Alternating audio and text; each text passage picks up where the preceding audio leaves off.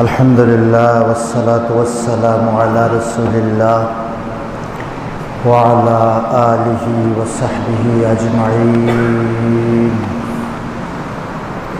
وبعد فأعوذ بالله من الشيطان الرجيم بسم الله الرحمن الرحيم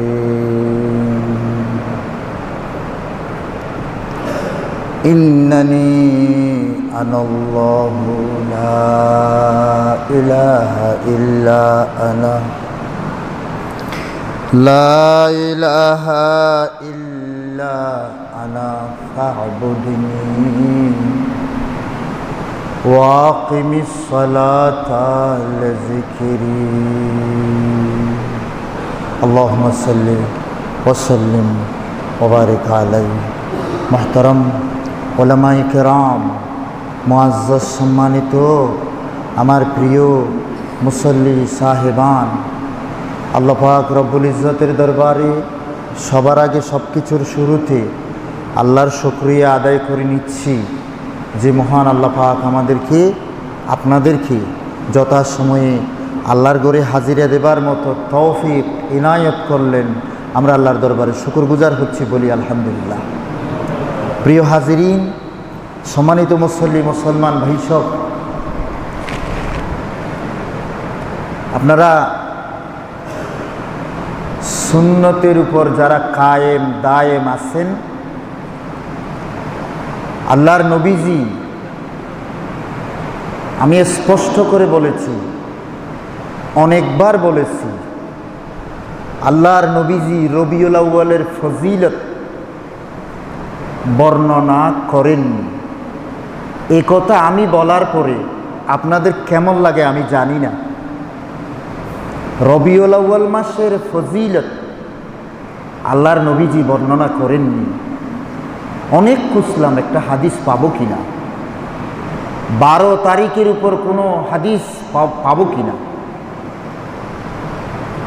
প্রিয় হাজিরিন সব মুসল্লি ভাইগণ, তো আমরা মনে রাখবো, অন্যান্য মাসের মতো এ মাসের 13, 14, 15, 12 তারিখ নয়, 13, 14, 15 3 দিন আল্লাহ যাদেরকে সিয়াম রাখার তৌফিক দিলেন, অন্তত আজকেও অনেকে রোজা রাখছেন। কারণ প্রিয় নবীজি বলেছেন, সাহাবারা আমল করেছেন, সুন্নতের উপর আল্লাহ যাদেরকে কায়েম দায়েম রাখছেন, আল্লাহ যেন আমার সম্মানিত আল্লাহর প্রিয় বান্দাগুলোকে যেন তাদের এই সিয়াম সুন্নতের উপর আমল আল্লাহ যেন কবুল এবং মঞ্জুর করেন। সকলে বলি আমিন। প্রিয় হাজিরিন, সূরা তাহা কোরআন শরীফের 20 নম্বর সূরা। যেই সূরার তেলাওয়াত শুনে, শুধু কি তেলাওয়াত, ওনারা তো বুঝতেন, আমরা শুধু শুনি। হযরত উমর রাদিয়াল্লাহু তাআলা আনহু গর্দান নিতে এসে নিজের গর্দান যে ঢুকিয়ে দিয়েছিলেন, সেই সূরা তাহার 14 নম্বর আয়াতটি তেলাওয়াত করেছি। আল্লাহ পাক বললেন, ইন্নানি আনাল্লাহ। 20 নম্বর সূরার 14 নম্বর আয়াত, ইন্নানি আনাল্লাহ, আমি তো আল্লাহ, লা ইলাহা ইল্লা আনা, আমি ছাড়া কোনো ইলাহ নেই। কারো কাছে মাথা ঠেকাতে পারো না তোমরা। ফাবুদনি, সুতরাং আমার ইবাদত তোমরা করো। ফাবুদনি, আমার ইবাদত করবা তুমি। ওয়াকিমিস সালাত লিযিকরি, সালাত কায়েম করিও, আমাকে স্মরণ করে করে, আমাকে নিবেদন করে করে সালাত কায়েম করিও। বুখারী শরীফের হাদিস, আল্লাহর নবীজি বলতেছেন, তোমাদের কেউ যখন মুসাল্লাতে খাড়া হবে, সালাতে যখন তোমরা উপস্থিত হবে, খাড়া হবে, মনে রেখো সেই বান্দা আল্লাহর সাথে মুনাজাত শুরু করে দিয়েছে। ইন্না আহাদাকুম ইজা কামা ফি সালাতিহি, তোমাদের কেউ যখন সালাতে খাড়া হয়, নামাজ শুরু করে দেয়, ফাইন্নামা ইউনাজি রাব্বাহু, সে তার পরওয়ারদিগারের সাথে মুনাজাত শুরু করে দেয়। মুসনাদ ইমাম আহমদের একখানি হাদিস সহিহ সনদে বর্ণিত, ইন্নাল মুসাল্লি ইউনাজি রাব্বাহু, মুসল্লি তো তার প্রভুর সাথে মুনাজাত করে। প্রিয় হাজিরিন, আল্লাহর নবীজি সে কথাই বলেছিলেন। এজন্য সালাতের আবিধানিক অর্থ তো দোয়া, নাকি? দোয়া, আল্লাহর কাছে দোয়া করা। এজন্য আমাদের প্রাণের নবীজির সালাতটা কেমন ছিল জানেন? আমার প্রাণের নবীজির সালাত ছিল আগাগোড়াই শুরু থেকে শেষ পর্যন্ত যিকর, দোয়া, মুনাজাত, যেই বলুন না কেন, নবীজির সালাতটাই ছিল যিকর, দোয়া, মুনাজাত। বুখারী শরীফের অন্য বর্ণনা, আল্লাহর নবী সাহাবী জিজ্ঞাসা করলেন, ইয়া রাসূলুল্লাহ, ইসকাতুকা বাইনা তাকবীর ওয়াল কিরাত, হে রাসূল, আপনি আল্লাহু আকবার বলার পরে সূরা ফাতিহা শুরু করার আগে আপনি যে চুপ থাকেন, কি যে মনে হয় পড়েন? আল্লাহ নবী তো জানতেন আমার সাহাবীরা আমার কাছ থেকে জেনে নেবেই। ছোট ছোট করে আপনি কি পড়েন, সবসময় কি পড়েন? নবীজি প্রথমে বললেন, আমি তাকবীরে তাহরিমার পরে আল্লাহর কাছে বলতাম, ওগো আল্লাহ, আল্লাহ, আমি তোমার দরবারে হাজিরা দিতে এসেছি।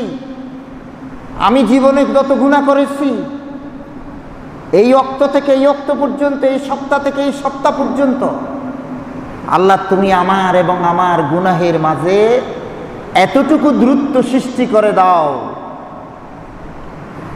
সেই পৃথিবীর পশ্চিম প্রান্ত থেকে পূর্ব প্রান্ত যত দূরে, আমাকে এবং আমার গুনাহের মাঝে সেই দূরত্ব আল্লাহ তুমি সৃষ্টি করে দাও না। মুনাজাত শুরু করে দিচ্ছে নাকি? হ্যাঁ, শুরু হয়ে গেছে। আল্লাহ নবী বলেন, তাকবীরে তাহরিমের পরে আমি পড়তাম, আল্লাহুম্মা বাঈদ বাইনি ওয়া বাইনা খাতায়ায়া কামা বাআদতা বাইনাল মাশরিকি ওয়াল মাগরিব। আর আমি পড়তাম, আমি আল্লাহর কাছে বলতাম, 2 নম্বরে আরেকটি দোয়া করি, আল্লাহুম্মা নাক্কিনি মিন খাতায়ায়া, আল্লাহ তুমি আমার গুনাহ থেকে আমারে এমনভাবে পরিষ্কার করো, কামা ইউনাক্কাস সাওবুল আবিয়যু মিনাদ দানাস, সাদা কাপড়ে ময়লা লাগলে সাদা কাপড় যেমনভাবে পরিষ্কার করা হয়, আল্লাহ ওগো মাবুদ তুমি আমারে এমনভাবে পরিষ্কার করে দাও। আমি তো এটাও বলতাম আল্লাহর কাছে, আল্লাহুম্মা আগসিল খাতায়ায়া, আল্লাহ তুমি আমার গুনাহগুলো ধুইয়ে দাও, বিল মায়ে, পানি দিয়ে যেমন কাপড় ধোই, আল্লাহ তুমি আমার গুনাহগুলোকে পানি দিয়ে ধুইয়ে দাও। তাতে যদি না হয়, ওয়াল বরক, আকাশ থেকে যে শিলা বৃষ্টি পড়ে না, সেই শিলা দিয়ে, ওয়াস সালাজ, বরফ দিয়ে। প্রিয় হাজিরিন, নবীজির এই আকুতি, নবীজির এই দিল থেকে তামান্না, সে কি আর আছে আমাদের? আমরা কি সেটি বিশ্বাসী? আমরা মনে করি নামাজ পড়লাম, নামাজের পরেই মুনাজাত, তাই না? আমাদের বাংলাদেশি ইসলাম তো এটাই, নামাজের পরেই মুনাজাত, আল্লাহর কাছে দোহাত তুলে মুনাজাত করব। প্রিয় হাজিরিন, বিশ্বনবীর আগাগোড়াই ছিল মুনাজাত। সুতরাং আমার আকুল আবেদন, আমি যে খুতবাটা আপনাদের সামনে রাখছি, সে খুতবার বিষয়বস্তু হচ্ছে, আসুন আমাদের নামাজ, আমাদের সালাত, আল্লাহর নবী বলে গেছেন, সাল্লু কামা রাআইতুমুনি উসাল্লি।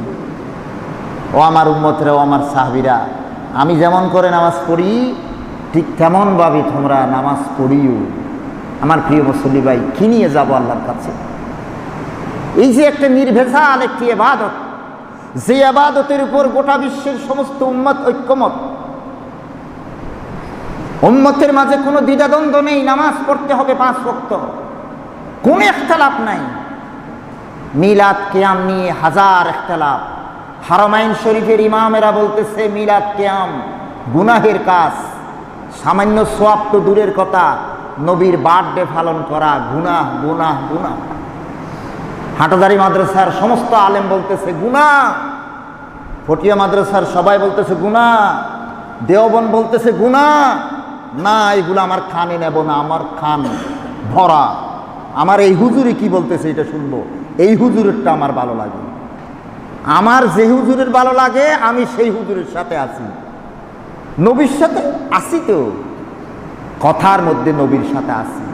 প্রিয় হাজিরিন, বলতে চাচ্ছিলাম যে নামাজ এমন একটি ইবাদত যে तमाम দুনিয়া একমত, সর্বশ্রেষ্ঠ ইবাদতটি যদি আল্লাহর নবীর মতো করে আমরা আদায় করতে না পারি, আমাদের মতো দুর্ভাগা আর কে হতে পারে পৃথিবীতে?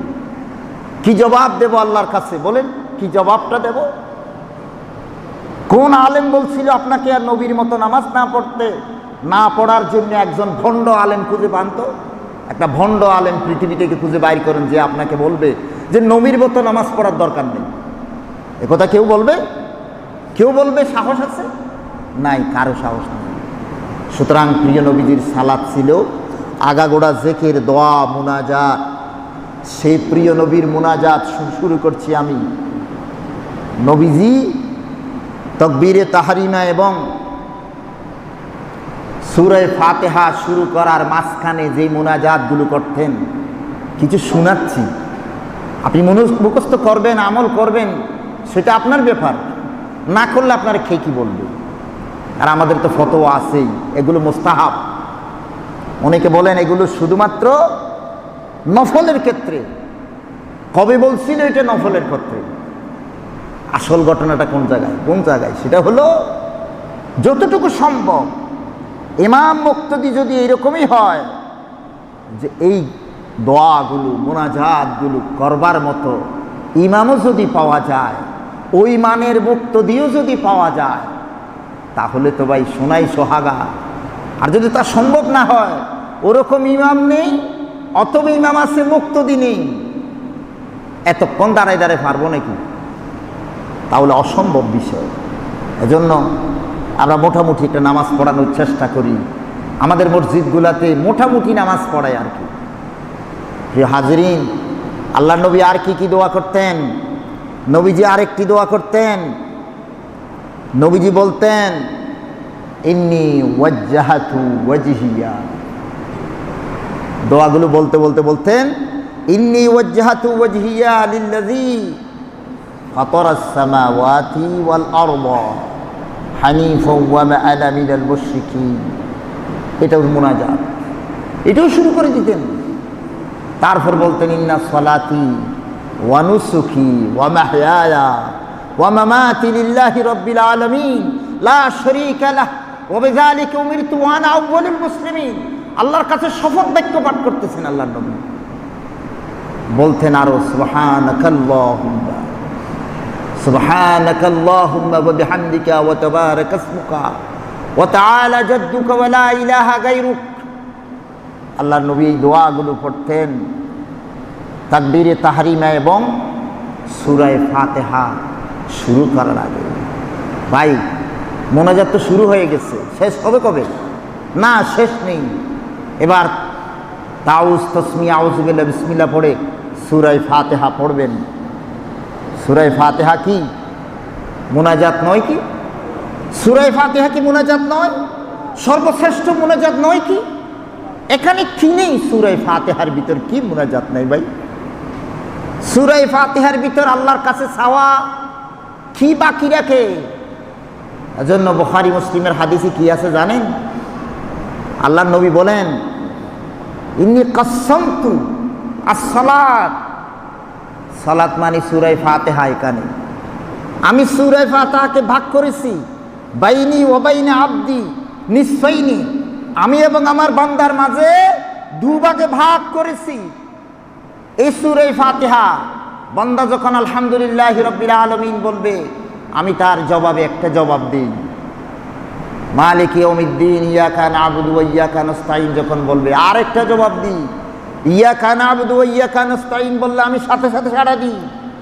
আমার প্রিয় হাজিরিন, মুনাজাতের জন্য এত পাগল আমাদের দেশের মুসলমানেরা। কোন ইমাম সাহেব যদি নামাজের পরে মুনাজাত না করে তার ইমামতি চলে যাবে ওই বাংলাদেশি মুসল্লিদের কারণে। আপনি মনে রাখবেন, আপনি বাংলাদেশি মুসলমান, আপনি মদিনার মুসলমান আপনি নন। আপনি কেন এই নিয়ে মাথা কামান? আপনার এই গোটা নামাজটাই মুনাজাত। আপনি কারে কি বলতেছেন, কার ব্যাপারে কি মন্তব্য করেছেন আপনি? তাহলে সূরা ফাতিহা আগা গোড়া মুনাজাত। ভাই, এরপরে একটা সূরা পড়বেন না, একটা কেরাত পড়বেন না? সেই সূরা কেরাতগুলো নবীজি কিভাবে পড়তেন একবার দেখুন। আল্লাহর নবীর সূরা কেরাত পড়ার নিয়মটা নবীজি বললেন। উম্মত জননী আয়েশা সিদ্দিকা রাদিয়াল্লাহু তাআলা আনহাকে জিজ্ঞাসা করা হলো যে আল্লাহর নবী সূরা ফাতিহা কেমন করে পড়তেন, এটা বলছিলেন। তিনি শোনালেন আল্লাহর নবী প্রতি আয়াতের পরে এক একটা নিঃশ্বাস নিতেন, একটা আয়াত পড়তেন একটা নিঃশ্বাস নিতেন, থেমে থেমে সূরা ফাতিহা আল্লাহর নবীজি তেলাওয়াত করতেন। আর অন্য কেরাতগুলো কেমন করে পড়তেন? তিরমিজি শরীফের হাদিস যে আল্লাহর নবীজি কেরাত পড়তে পড়তে প্রতিটি কেরাতের আয়াতগুলোকে মুনাজাত হিসাবে আল্লাহর দরবারে পেশ করতেন। যখনই রহমতের আয়াত আসতো, রহমতের আয়াত যখন আসতো আল্লাহর নবীজি থেমে যেতেন। ওয়ামা আতা আলা আয়াতে রহমত, রহমতের আয়াতে যখন নবীজি পৌঁছতেন ইল্লা ওয়াকফা, নবীজি কেরাত আর পড়তেন না, থেমে যেতেন।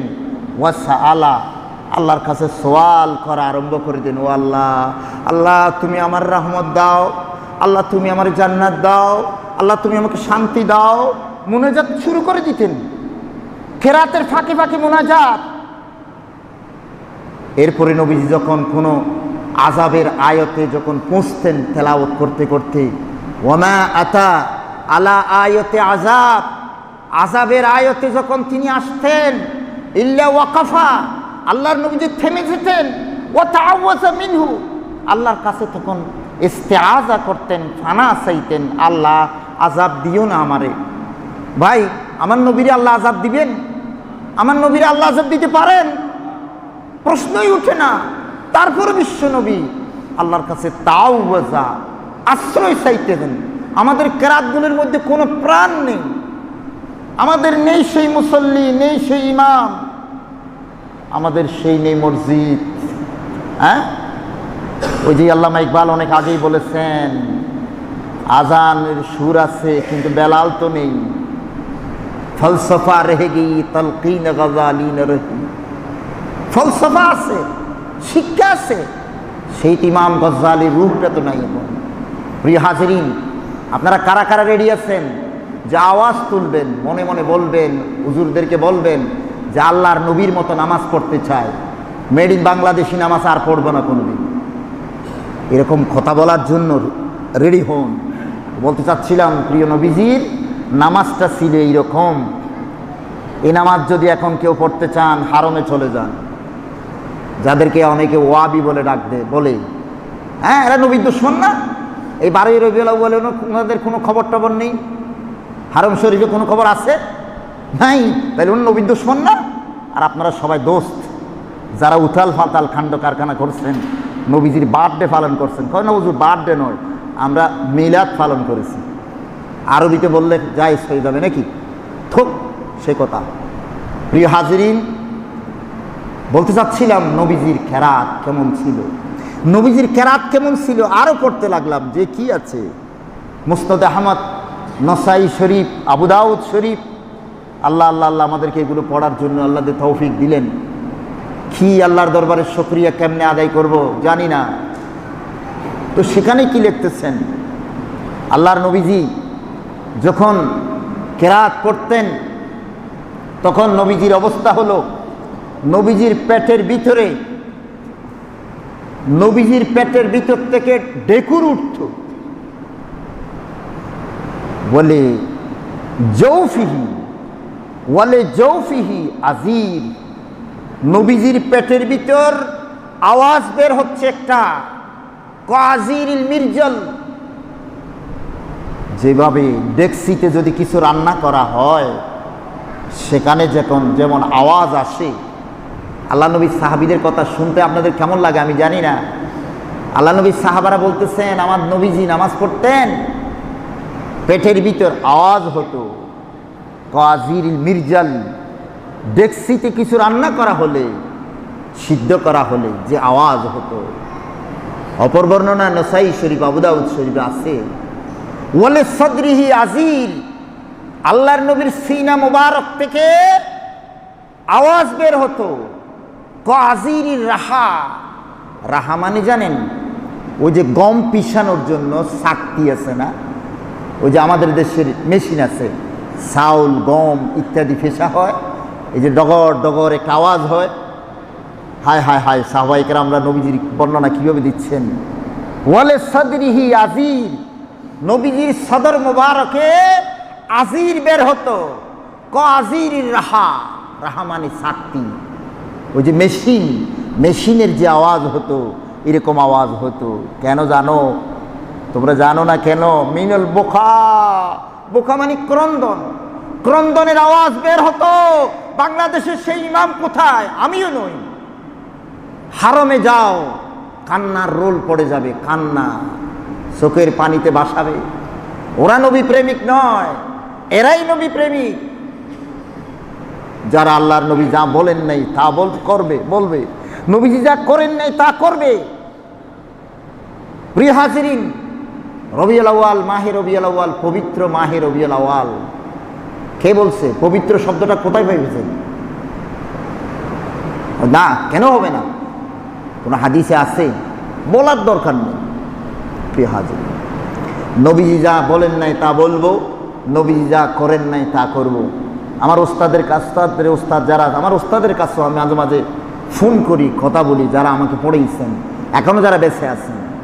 আমি রবিউল আউয়াল আসার আগ থেকে একটা প্রশ্ন করেছি আমার ওস্তাদের কাছে যে আমি রবিউল আউয়ালে কী নিয়ে আলোচনা করব। আমি তো খুতবা দিই, আমার একটা হাদিস দেন না, রবিউল আউয়ালের ফজিলতের উপর একটা হাদিস আমাকে দেন না, আমি একটা আলোচনা করি। 12 তারিখের উপর একটা হাদিস দেন আমাকে। আল্লাহর নবীর কোন সাহাবারা 12 তারিখের উপর কোন আলোচনা করেছিলেন? একটা হাদিস খুঁজতেছিলাম। আমার প্রিয় হাজিরিন, আমার ওস্তাদরা দিতে পারেন নাই, দেবে কোত্থেকে? নেই। কিন্তু আমাদের উম্মতের কাণ্ড কারখানা দেখুন। আর আজকে 13 তারিখ, আজকে 14 তারিখ, আগামীকাল 15 তারিখ, আজকে জুমাবার 14 তারিখ, আগামীকাল 15 তারিখ। এই 13, 14, 15 নিয়ে কোনো প্রোগ্রাম নেই। যেহেতু নবীজি বলেছেন 13, 14, 15 তারিখ প্রোগ্রাম আছে, আমাদের প্রোগ্রাম নেই। আমরা তোমার আশেক, আমরা আশেকের রাসূল। আমাদের 13, 14, 15 কোনো প্রোগ্রাম নেই, বরং আমাদের প্রোগ্রাম হবে 12 তারিখ। আপনি যেটা বলেন নাই ওঠা নিয়ে আমাদের কাণ্ড কারখানা। যদি 12 তারিখ নাও পারি, আরেকটা তারিখ হলে ধার্য করে আমরা ওই কাজটা করব, যেই কাজটা আপনি বলেন নাই, সাহাবায়ে কেরামরা করেন নাই। প্রিয় হাজিরিন, আমার সম্মানিত মুসলমান ভাই সব, হ্যাঁ, আমি তো বলি, আমি তো আপনাদেরকে মাঝে মাঝে বিরক্ত করে ফেলি, বলতে বলতে বিরক্ত করে ফেলি। এই যে যুবকেরা বিয়ের, আল্লাহর নবী বলেছেন বিয়ের বউ আনার পরে আনন্দ করো, আর আমার দেশের যুবকেরা বউ আনার আগের দিন ডেকসি ফাগায়, বিরিয়ানি ফাগায়, আগ্নি ফাঁকায়। কেন? কারণ বেয়াদবি করতে হবে তো আল্লাহর নবীর শানে। হুজুররা কি বেয়াদবি বলছে? এই মৌলই তো খাইতে যায়, বলবে না? বলবে। আমার যুবকেরা বলবে হুজুর মৌলই তো খাইতে যায়। আমার এই ফোঁসা খাবার, বেয়াদবির খাবার। নবীজি বলছেন বউ আনার পরে খাবারের ব্যবস্থা করো। না, ওই দিন করবো না, আগের দিন ডেকসি ফাগাবো। প্রিয় হাজিরিন, 13, 14, 15 প্রোগ্রাম দাও, 3 দিনের কর্মসূচি। না, দেব 12 তারিখ, 13, 14, 15 আমাদের কোনো প্রোগ্রাম থাকবে না। এ নিয়ে কোনো মাথামাতি নেই, ফেসবুকে লেখালেখি নেই, পত্রিকায় কোনো কর্মসূচি নাই, আলেম ওলামাদের কোনো কথাবার্তা নেই। আমার প্রিয় হাজিরিন, আসুন আমি যে আলোচনা আপনাদের সামনে দুই জুমা ধরে আলোচনা করছিলাম যে আমাদের সর্বশ্রেষ্ঠ যে ইবাদত নিয়ে আমরা কবরে যাব, সর্বপ্রথম যে প্রশ্নের সম্মুখীন হব নামাজ, সেই সালাতটা হবে শুরুটাই দোয়া জিকির মুনাজাতে ভরা। দোয়া জিকির মুনাজাতে ভরা আমাদের নামাজ হবে। প্রিয় হাজিরিন, সেইভাবে ধীরে ধীরে আস্তে আস্তে করে দোয়াগুলো শেখার জন্য চেষ্টা করুন। এই হলো আমার আহ্বান। এর সাথে অতি সাম্প্রতিক দুটি ঘটনার কথা বলছি। একটি ঘটনা হলো যে পূজা মণ্ডপে যে কোরআনুল করিম মূর্তির পায়ে রাখা হয়েছিল, এবং এর প্রতিক্রিয়া হিসাবে আবার মুসলমানেরা, অবশ্যই মুসলমানেরা করছে, কি করছে? পূজা মণ্ডপে আক্রমণ, মুসলমানদের উপর আক্রমণ, তাদের ঘর বাড়ি জ্বালিয়ে দেওয়া, সে কাজ করেছে মুসলমানেরা। ওটা কে করেছে? স্বাভাবিকভাবে ধরে নিয়েছে অবশ্যই তারাই করছে। কিন্তু ভাই, তুমি তো দেখোনি, আমি তো দেখিনি। যাই হোক, ঘটনা দুইটা, কিন্তু ঘটনা অবশ্যই দুইটা, কোনো সন্দেহ নাই।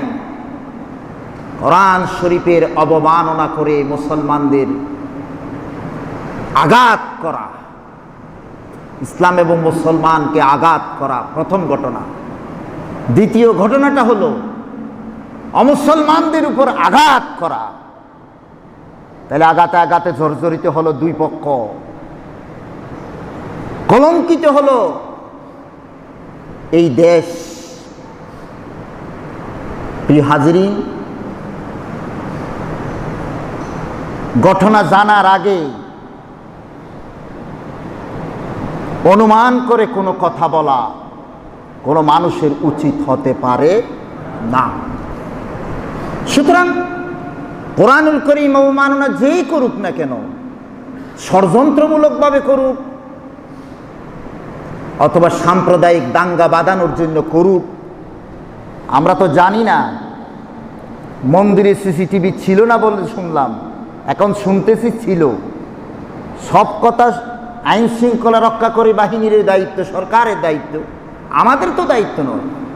সে কাজ তারা করবে, আমরা দাবি জানাবো। সে আমার ভাই যদি হয়, কোরআন অবমাননা এবং মন্দিরে কোরআন রেখে আসা, এটা যদি মুসলমানও হয়, অমুসলমান হলে যা শাস্তি দেওয়া দরকার, মুসলমান হলে তার শাস্তি যেন দ্বিগুণ দেওয়া হয়। এই তো হলো সেই বিষয়ে কথা। এরপরে মন্দিরে আক্রমণ করা, মূর্তি ভাঙ্গা, অমুসলিমদের উপর আক্রমণ হানা, তাদের ঘর বাড়ি জ্বালিয়ে দেওয়া, এই সমস্ত কাজ যে বা যারা করেছে তাদেরকে দুনিয়াতে শাস্তি ভোগ করতে হবে। এরপরে অপেক্ষা করতে হবে কাল কিয়ামতের ময়দানে আল্লাহর দরবারে স্বয়ং নবীজি হবেন মুসলমানদের বিপক্ষে, কাফেরদের পক্ষে। ফানা হাজিজুহু ইয়াউমাল কিয়ামা, আল্লাহ নবী বলেন, আমি কিয়ামতের দিন তাদের পক্ষ হব। কেন তোমরা তাদেরকে আক্রমণ করেছিলে? নবীজি কবে বলছিল পূজা মণ্ডপে আক্রমণ করবা, সওয়াব হবে? নবীজি কবে বলছিল? কারে বলছিল? নবীজি তো পূজার সময়ে পূজারীদেরকে পূজা করার সুযোগ করে দেওয়ার জন্য বলেছিলেন। সুতরাং পূজা মণ্ডপে আপনি যাবেন না, সেটাই বলেছিলাম। কিন্তু পূজা মণ্ডপে আক্রমণ করা, তাদের ঘর বাড়ি জ্বালিয়ে দেওয়া, এই অপরাধ যারা করেছে তারা কি করেছে বলুন? এক নম্বর, আল্লাহর নবীজির বিরোধিতা করেছে, ইসলামকে তারা কলঙ্কিত করেছে। ইসলাম কলঙ্কিত হয়নি? হয়নি। যে ইসলামকে এই শিক্ষা দিল, এরাই কি মুসলমান? আমরা যারা মুসলমান জাতি আছি, আমাদেরকে কি তারা কলঙ্কিত করলো না? আমরা হলাম কলঙ্কিত। কলঙ্কিত হলো আমাদের প্রাণপ্রিয় বাংলাদেশ। 95% মুসলমানের এই দেশ, তৃতীয় বৃহত্তম বাংলাদেশ, এই দেশ কলঙ্কিত হলো, অশান্ত হলো এই দেশ। সুতরাং প্রিয় হাজিরিন, আবেগ থাকাটা খুব ভালো। অনেকের আবেগ নেই, ইমানের আবেগ বলতে কিছু নেই। যেমন এক শ্রেণীর মুসলমান বুদ্ধিজীবীরা ঘটনা দুইটা হয়েছে, কিন্তু বলার সময় বলে একটা ঘটনা, সাম্প্রদায়িক দাঙ্গা কেন হলো, সাম্প্রদায়িক দাঙ্গা, সাম্প্রদায়িক দাঙ্গা, শুধু এটা বলে, ওঠা সম্পর্কে বলে না, আগেরটা সম্পর্কে বলে না। ওদের মনে কোনো ব্যথা নেই। যে বা যেই করুক, যারাই করুক, কোরআন শরীফ যে অবমানিত হয়েছে এবং এটা যে আমাদের হৃদয়ে আঘাত এসেছে, এটা আমাদের নেতা, আমাদের বুদ্ধিজীবীদের কথা শুনলে তা মনে হয় না, কারণ তাদের ইমানের আবেগ বলতে কিছুই নেই। ইমান শূন্যের কোটায় তারা পৌঁছে গেছে। প্রিয় হাজিরিন, আপনাদের যাদের ইমান আছে, আবেগ থাকাটা ইমানের লক্ষণ, ভালো। প্রতিবাদ করবেন, প্রতিবাদ করবেন, কিন্তু ভাঙচুর করতে পারবেন না, বিশৃঙ্খলা সৃষ্টি করতে পারবেন না, আক্রমণ করতে পারবেন না। কেন ভাই, কেন করবেন না? একজন মুসলমান যদি আপনার উপর আঘাত হানে, আপনি তার পরিবর্তে তার সমস্ত অমুসলিমদের উপর আপনি আক্রমণ করতে পারেন না। আপনার পাড়ার একজন মুসলিম ভাই যদি হিন্দুদের অপরাধ করে, হিন্দুরা এর বিনিময়ে আপনার পাড়ার উপর আক্রমণ করলে আপনি কি তা মেনে নেবেন? আপনি কখনো মানবেন? কখনো আপনি মানবেন না। তাহলে একজনের দোষে আপনি শতজনকে কেন আপনি আসামি মনে করলেন? ওয়াইন আকাবতুম ফাকিবু বিমিসলি মা উকিবতুম, তোমরা যদি কাউকে শাস্তি দিতে চাও, যেই পরিমাণ অপরাধ করছে, যে করেছে, তাকেই শুধু শাস্তি দিও। মসজিদের জন্য দান করতে করতে আমাদের দ্বিতীয় কথাটার দিকে আমি অগ্রসর হচ্ছি। আমি আজকে যে দুটো প্রসঙ্গ টানে আনছিলাম, দুটো প্রসঙ্গে আলোচনা করতে চাচ্ছিলাম। একটি প্রসঙ্গ হলো এই সাম্প্রতিক সাম্প্রদায়িক যা কিছু ঘটলো এবং এর আগে যে কোরআনের অবমাননা হলো, সেই বিষয়টা নিয়েই আমি আপনাদের সামনে বললাম, আগামী দিনে এই ধরনের কোনো ঘটনা যেন এই দেশে আর না ঘটে। আলহামদুলিল্লাহ, আমি আল্লাহর শুকরিয়া আদায় করি, আমাদের চট্টগ্রামের লোহাগাড়া, সাতকানিয়া এবং এই দক্ষিণ চট্টগ্রামে এই ধরনের সাম্প্রদায়িক পরিবেশ নেই। সকলে একবার বলুন আলহামদুলিল্লাহ। এর কারণ কি? এর কারণ আমি একটাই বলবো, এই লোহাগাড়া সাতকানিয়া সম্পর্কে যাদের ধারণা আছে তারা জানেন এখানকার এই এলাকাটা ইসলামপন্থীদের এলাকা। ইসলামপন্থী পার্টি কোনটার প্রভাব এখানে আছে সেটা তো আপনারা জানেন। সেই পার্টির লোকগুলোর শিক্ষা কিন্তু সাম্প্রদায়িক দাঙ্গা বাঁধানো নয়, এটা তাদের অবদান, তাদের কারণে আজকে এই অবস্থা। এবং আমাদের দেশের ওলামায়ে কেরামেরকেও আমি ধন্যবাদ জানাবো। আমাদের ওলামায়ে কেরামরা সাম্প্রদায়িক নয়, অমুসলিমদের উপর আক্রমণ করার জন্য কোনোদিন উস্কানি আমাদের আলেমরা দেন না। আল্লাহ তাআলা আগামী দিনগুলোতে পরিবেশ পরিস্থিতি যতই সংকীর্ণ হোক না কেন, আমরা যেন ধৈর্য ধারণ করতে পারি। আল্লাহ তৌফিক দান করুন, আমিন। দ্বিতীয় যেই কথাটা বলতে চাচ্ছিলাম সেটা হচ্ছে, ইতিমধ্যে আমাদের একজন কর্তা ব্যক্তি নাকি বলেছে রাষ্ট্রধর্ম ইসলাম মানি না, এরকম একটা কথা বলছে। আমি আপনাদেরকে এই সম্পর্কে দুটো কথা না বললে হবে না। আগামীকাল আল্লাহর দরবারে আমাকে জবাবদিহি করতে হবে। সেই কথাটা হলো কি, প্রিয় হাজরিন, রাষ্ট্রধর্ম ইসলাম এটা কি আপনারা বুঝেন নাকি? হ্যাঁ, আপনারা প্রথমে আগে বুঝে নেন। রাষ্ট্রধর্ম ইসলাম এর মানে এই দেশ ইসলামী শাসনে চলবে তা তো নয়। এটা কি? এটা তো প্রথমে বলবে এটা কথার কথা মাত্র, কথার কথা, আর কিচ্ছু না। যেমন দেখুন জাতীয় ফুল শাপলা। আচ্ছা ভাই, শাপলার কোনো কি মান বাড়ছে? বাজারে কি শাপলা ফুলের দাম বেশি নাকি? আওয়াজ দেন না, দাম বেশি। তাহলে কি হলো? জাতীয় পাখি দোয়েল, দোয়েলের দাম বোধহয় বেশি নাকি? দাম বাড়ছে, দাম বাড়ছে। তাহলে কি হলো ভাই? তো জাতীয় পাখি দোয়েল হলো, তাহলে কি দাম বাড়লো? তো রাষ্ট্রধর্ম ইসলাম তো কি হলো, কি হলো? প্রিয় হাজিরিন, কিন্তু কেন? একজন মুসলমান, উনি কি জানেন না, আপনি কি জানেন না এ কিছুই নয় যে আসলে এতটুকু সহ্য করতে পারে না, সে কি মুসলমান হতে পারে? প্রিয় হাজিরিন, আরো যদি কিছু বলতে চাই, তাহলে রাষ্ট্রধর্ম ইসলাম মানে কি জানেন? ইসলাম সভাপতি। ইসলাম কি? সভাপতি। সবাই থাকবে, ইসলাম শুধু সভাপতি। এই কথাটার অর্থ হলো যে ইসলাম রাষ্ট্রধর্ম ইসলাম মানে সবাই থাকবে। বাংলাদেশের সংবিধানে লেখা আছে যে বাংলাদেশের সংবিধানে লেখা আছে রাষ্ট্রধর্ম ইসলাম। কি লেখা আছে? বাংলাদেশের সংবিধানে লেখা আছে যে প্রজাতন্ত্রের রাষ্ট্রধর্ম ইসলাম। প্রজাতন্ত্রের রাষ্ট্রধর্ম কি? ইসলাম। এইভাবে ভাষাটা এইভাবে লেখা আছে। সাথে সাথে কি লেখা আছে জানেন? তবে হিন্দু, বৌদ্ধ, খ্রিস্টান সহ অন্যান্য ধর্ম পালনে রাষ্ট্র সমমর্যাদা ও সম অধিকার নিশ্চিত করবেন। এবার বলুন তো, ইসলামকে মর্যাদা কোথায় দেওয়া হলো? সমমর্যাদা, সম অধিকার। আমি লিখে আনছি, সংবিধান থেকে লিখে আনছি আমি। প্রিয় হাজিরিন, আমার মুসলমান ভাই, এবার বলুন তো, ইসলামকে অগ্রাধিকার কোথায় দেওয়া হয়েছে?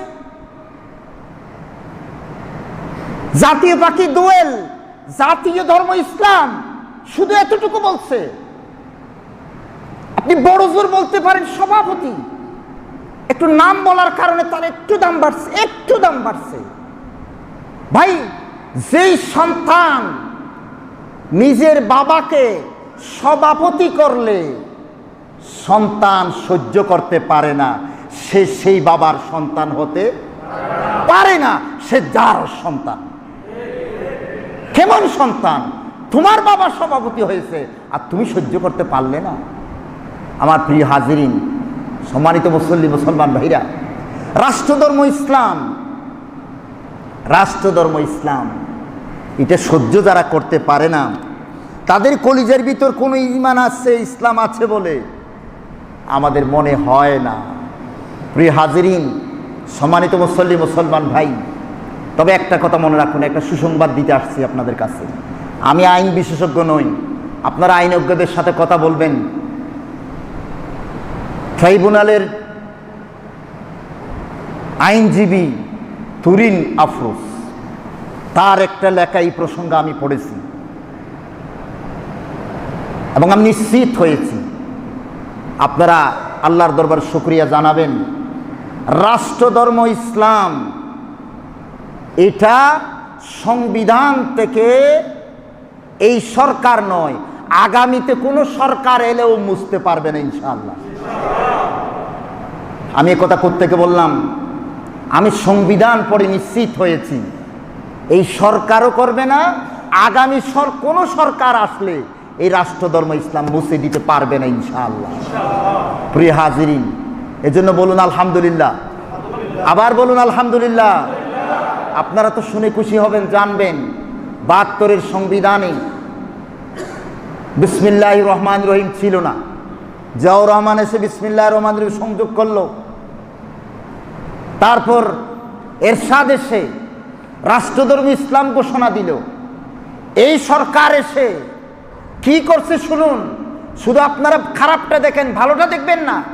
এই সরকার এসে ২০১১ সালে বর্তমান সরকার জিয়াউর রহমানের সেই বিসমিল্লাহির রহমানির রহিম যথাযথ সংবিধানের মধ্যে রেখে দিয়েছে। বলুন আলহামদুলিল্লাহ। শুদ্ধভাবে বিসমিল্লাহির রহমানির রহিম একেবারে শুদ্ধভাবে রেখে দিয়েছে। তারপর যোগ করেছে একটা জিনিস সাথে, সেটা কি? দয়াময়, পরম দয়ালু আল্লাহর নামে। আল্লাহু আকবার বলেন। কেন খুশি হচ্ছেন না আপনারা? যোগ করেছেন সাথে সাথে। বিসমিল্লাহির রহমানির রহিমের অনুবাদ একেবারে 100% অক্ষর দাড়ি কমা সহ নির্ভুলভাবে সংযোজন করেছেন এই সরকার। প্রিয় হাজরিন, এরপরে রাষ্ট্রধর্ম ইসলাম এর উপর কোনো কলম চালান নাই। 27টা বৈঠক ওনারা করেছিলেন, কিন্তু না, ওটা মুছে দেওয়া যাবে না। বলুন আলহামদুলিল্লাহ। রাষ্ট্রধর্ম ইসলাম এটা ওনারা রাখলেন। কোথায় রাখছেন, কোন জায়গায় রাখছেন বলি।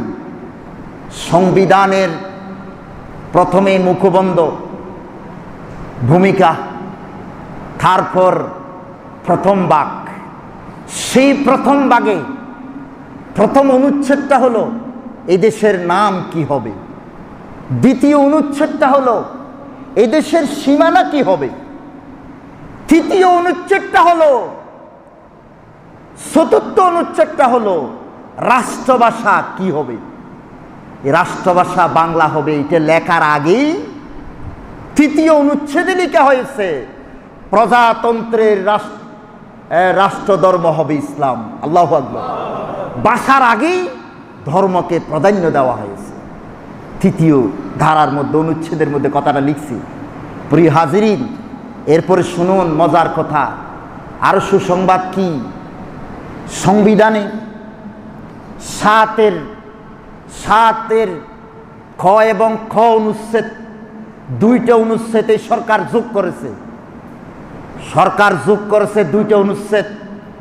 সেই খ অনুচ্ছেদের মধ্যে আছে যে এই সংবিধানের অমুক অমুক ধারাগুলো অপরিবর্তনযোগ্য, অমুক অমুক ধারাগুলো অপরিবর্তনযোগ্য। খ অনুচ্ছেদে লিখছে, এটা এরশাদ করে নেই, জিয়াউর রহমান করে নেই, আগের কোনো সরকার করে নেই, এই সরকার করেছে। যে সংবিধানের, আমি পড়ে দেখলাম প্রায় 50টা অনুচ্ছেদ ধারা অপরিবর্তনযোগ্য ঘোষণা করছে খ অনুচ্ছেদে। 7-এর ক অনুচ্ছেদে লিখছে এই ধারাগুলো কোন সরকার, কোন সংসদ, কোন আদালত কেউ পরিবর্তন যদি করে তার শাস্তি, সর্বোচ্চ শাস্তি হবে মৃত্যুদণ্ড। আমার প্রিয় হাজিরিন, আল্লাহ কার দ্বারা কি কাজ করাইছেন আপনারা এবার চিন্তা করে দেখুন। এই যে রাষ্ট্রধর্ম ইসলাম আর বিসমিল্লাহির রহমানির রহিম, এইটা কোন জায়গায় লেখা আছে? ভূমিকাতে প্রথম ভাগে এই এখানে লেখা আছে প্রথম ভাগ, দ্বিতীয় ভাগ, তারপর আরো কয়েকটা। এইগুলো অপরিবর্তনযোগ্য, কেউ সেখানে হাত দিতে পারবে না। আমার প্রিয় হাজিরিন, সুতরাং রাষ্ট্রধর্মের বিষয়ে আর কোনো কথা বলার দরকার আছে? কোনো কথা বলার আর দরকার, আর কোনো প্রয়োজন নাই। এই সরকার চলে গেলেও আগামীতে কোনো সরকার যদি আসে, সেই সরকার যদি পরিবর্তন করে, সেই সরকারের শাস্তি হবে মৃত্যুদণ্ড। প্রিয় হাজিরিন, আল্লাহ চাইলে সবকিছু, ইন্না নাহনু নাযালনা যিকরা ওয়া ইন্না লাহু লাহাফিজুন। ভাই, মুসা আলাইহিস সালাতু ওয়াস সালামকে আল্লাহ তাআলা লালন পালন করছিলেন কার ঘরে? বলেন না ভাই, কার ঘরে? মুসা আলাইহিস সালামের ঘরে। মুসা আলাইহিস সালামকে লালন পালন করছিলেন ফেরাউনের ঘরে। যেই ফেরাউন মুসাকে থামানোর জন্য শত শত নয়, হাজার হাজার সন্তানকে জবাই করেছে, তার ঘরেই মুসা আল্লাহ তাআলা লালন পালন করেছেন। প্রিয় হাজিরিন, সুতরাং এ নিয়ে আর কোনো উচ্চবাচ্য করার প্রয়োজন আছে বলে মনে করি না। এরপরে আমার হাতে সিলেবাসে 10 বছর পূর্বে 2 তালাক দিয়েছিলাম। 14 তারিখ হইতে 10 বছর পূর্বে 2 তালাক দিয়েছিলাম। গত এত তারিখ পুনরায় 3 তালাক প্রদান করি। বাংলাদেশের প্রচলিত আইন অনুযায়ী স্বেচ্ছায় সজ্ঞানে কোর্টের মাধ্যমে আমার তালাক কার্যকর করি। পরবর্তীতে ছেলে মেয়েদের অনুরোধে পুনরায় তাদের মাতাকে নিয়ে সংসার করার জন্য আগ্রহী হই। এখন প্রশ্ন হলো, আমি কি তাহাকে নিয়ে পুনরায় সংসার করিতে পারিব কিনা? ইসলামী শরীয়তে তাহা কি বলে উত্তর চাই। ভাই, এটা তো বিস্তারিত বিষয়, তারপরে আমি একটা কথা বলি। সেটা হলো কি, আমি বাংলাদেশের প্রচলিত আইন সম্পর্কে আমার তেমন ধারণা নেই। আমি ইসলাম সম্পর্কে আমার ধারণা রাখি। আপনি নিশ্চয় আপনার স্ত্রীকে স্বাভাবিকভাবে ফেরত নিতে পারবেন না। আপনি কি বলেছেন? আপনি বলেছেন 10 বছর পূর্বে 2 তালাক দিয়েছিলেন, আবার গত এত তারিখ 3 তালাক প্রদান করেছেন। আপনাকে তো 3 তালাক দেওয়ার কোনো সুযোগই ছিল না। 2 তালাক যেদিন দিয়েছিলেন, আপনার হাতে ক্ষমতা দেওয়া সেই 3 থেকে 2 তো সেদিনই হারিয়েছেন। এখন তো 3 দেওয়ার আপনার ক্ষমতাই নাই, আপনার আছে 1। আপনি 1 তালাক দিলে 3 তালাক হয়ে যাবে, এটাই তো ছিল। কিন্তু সেই জায়গাতে আপনি দিয়েছেন 3 তালাক। প্রিয় মুসল্লি ভাই, না, আপনি ফেরত নিতে পারবেন না। আপনি ঠান্ডা মাথায় আপনার স্ত্রীকে তালাক দিয়েছেন। আপনার সংসার থাকা অবস্থায় যেই নারীকে এইভাবে আপনি ঠান্ডা মাথায় তালাক দিয়েছেন, সেই নারীকে সংসার করার আপনার আর কিসের প্রয়োজন আছে আপনার ভাই? এজন্য বলি, আপনি আপনার স্ত্রীকে ফেরত আনার চিন্তা আর করবেন না। আপনি যদি বিবেচক মানুষ হতেন, আপনার সন্তানকে এইভাবে, সন্তানগুলার যে অবস্থা হবে সেটা আপনি আগে কেন চিন্তা করেন নাই? আপনি আপনার স্ত্রীকে কয়বার আঘাত দিয়েছেন? 10 বছর আগে আঘাত দিয়েছেন 2 কোপ মেরে, 2 কোপ মেরে আপনি আঘাত দিয়েছেন। আবার আপনি 1 কোপ মারার কথা, আপনি মেরেছেন 3 কোপ। আপনার মতো স্বামীর ঘর করার কোনো প্রয়োজন ওর নাই। এজন্য ইসলাম কি বলেছে জানেন? ইসলাম বলেছে, হে নারী, তুমি আর তার কাছে যাইও না, তোর তকদিরের যা কিছু আছে সব আমি দেব। এটা কোরআনের আয়াতের অনুবাদ বলতেছি, আল্লাহর নবী বলছে, ওখানে যেও না, তুমি দ্বিতীয় সংসার করো। দ্বিতীয় সংসার তুমি করবা, প্রথম সংসারে তুমি যাইও না। যে স্বামী তোমারে এত কোপ মারতে পারে, তোমার জীবনে এইভাবে আঘাত আনতে পারে, তুমি আর তার কাছে যেও না। হ্যাঁ, ওই সংসারে গিয়ে যদি দেখো তোমার কপালে এখানেও সুখ নাই, পরে যদি আবার দেখো তোমার প্রথম স্বামী এর তুলনায় ঢের ভালো, এর তুলনায় ঢের ভালো, তাহলে এবার তুমি এই স্বামীর থেকে কোনো মতে ছুটি যদি আসতে পারো, তালাক যদি নিতে পারো, তাহলে ইদ্যত পূরণ করে তুমি প্রথম স্বামীর কাছে যেতে পারবে। ইসলাম এটাকেই বলা হয়েছে। আর এটাকে আজকে আমাদের আধুনিক শিক্ষিতরা কয় হিল্লা বিয়া। ইসলামের মধ্যে কোনো হিল্লা বিয়া নাই। ইসলামের মধ্যে প্রথম স্বামীর কাছে না যাওয়ার কথা আছে। কিসের হিল্লা বিয়া? ইসলামে হিল্লা বিয়া হারাম। এই কথা আধুনিক শিক্ষিত ভাইরা আশা করি বুঝাইবেন।